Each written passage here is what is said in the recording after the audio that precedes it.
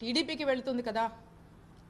YSR Congress party ఎంతో నమ్మకంతో మీ మీద ఉన్నటువంటి అపారమైనటువంటి గౌరవంతో మా నాయకుడు జగన్మోహన్ రెడ్డి గారు మీకు ఇచ్చినటువంటి ఎమ్మెల్సీని మీరు ఈరోజు రాజీనామా చేస్తే అది టీడీపీ అకౌంట్లోకి వెళ్తుంది. ఈరోజు మనకు నంబర్స్ లేవు, వెరీ అన్ఫార్చునేట్, మనకు బలం లేదు. సో కాబట్టి అది తిరిగి మనకు రిటైన్ అవ్వదు. సో కాబట్టి అది టీడీపీ ఖాతాలోకి వెళుతుంది. అంటే ఇంత నమ్మకంతో ఇచ్చినటువంటి ఈ పదవిని నిజంగా మీరు నిలబెట్టుకొని ఉంటే మీ గౌరవం ఎంతలా పెరిగేది అనేది ఒకసారి మీరు ఆలోచన చేయండి. బట్ ఇది జరిగింది. సో అందుకే నేను అంటాను, ఒక్కసారి అక్కడి నుంచి కూడా చూసుకుంటే ఇక 2024 గురించి వారు మాట్లాడుతూ ఉన్నారు. 2024లో ఏమైందనేటువంటి విషయం మీకు, వారికి, ప్రజలకు స్పష్టత ఇవ్వాల్సినటువంటి బాధ్యత నా మీద ఉంది. అయితే 2024లో ఇక్కడ 2019లో నేను పోటీ చేసి ఎప్పుడు వైఎస్ఆర్ కాంగ్రెస్ పార్టీ ఇక్కడ గెలవట్లేదు. మా నాయకుడు దీవెనలతో, మా వైఎస్ఆర్ కాంగ్రెస్ పార్టీ కార్యకర్తలు నాయకుల కష్టంతో, ఇక్కడ ఉన్నటువంటి ప్రజల దీవెనతో ఇక్కడ వైఎస్ఆర్ కాంగ్రెస్ పార్టీని గెలిపించుకోవడం జరిగింది మొదటిసారిగా.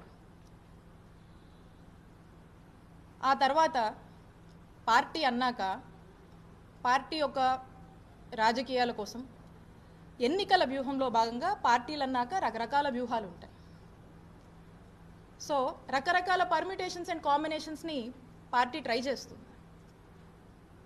ఆ చేస్తున్నప్పుడు నన్ను మా పార్టీ, మా నాయకుడు జగన్మోహన్ రెడ్డి గారు నన్ను గుంటూరు వెస్ట్ నుంచి పోటీ చేయమని ఆదేశించడం జరిగింది.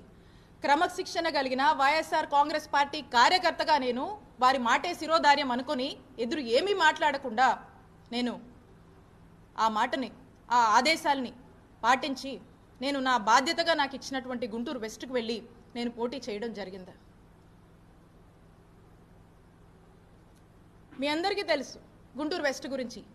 ఏ రోజు గుంటూరు వెస్ట్లో వైఎస్ఆర్ కాంగ్రెస్ పార్టీ గెలవలేదు. వరుసగా మనం ఓడిపోతూ వస్తున్నాము. ఇక్కడ కూడా వరుసగా మనం ఓడిపోతూ వస్తే ఇక్కడ ఒక గెలుపు బావుటాన్ని మనం ఇక్కడ ఎగరేసాం.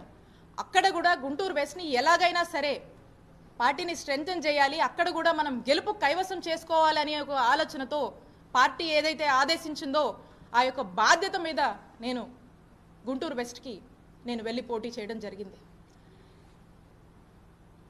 ఇక్కడ నా మనసులో బాధ అనిపిస్తూ ఉండేది.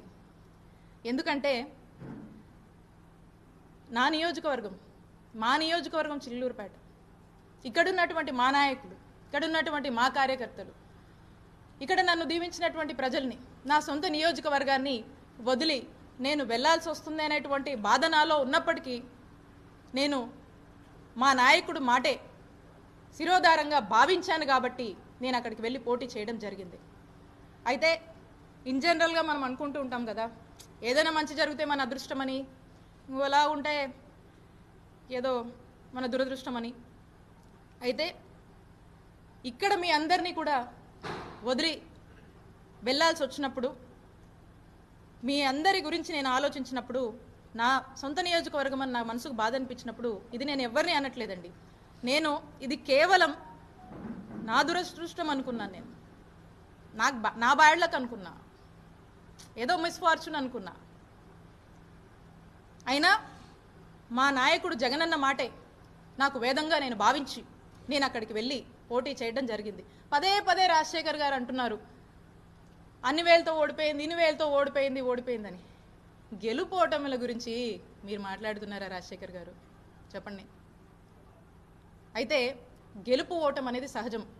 నేను గర్వంగా చెప్తా ఉన్నా, మేము 2019లో అధికారంలోకి వచ్చాక మంచి చేసి మేము ఓడిపోయాం. ప్రజలకు మంచి చేసి మేము ఓడిపోయాం. టెక్నికల్గా మాట్లాడితే రకరకాల కారణాలు ఉన్నాయి.